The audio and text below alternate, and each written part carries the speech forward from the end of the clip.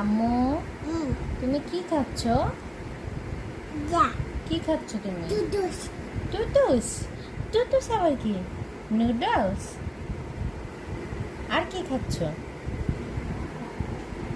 আয়াত মামনি কি খায়? আলু খায়। আলু ভাজা মানে ফ্রেঞ্চ ফ্রাই, তারপরে চিকেন ফ্রাই। সিপাই এটা কি? Chicken fry. বলো তো চিকেন ফ্রাই। সিপাই আর এটা কি?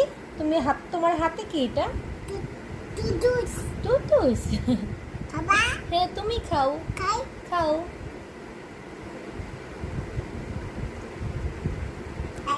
ইস বাচ্চা না পারছো না? পারবে, খাও, সুন্দর করে খাও।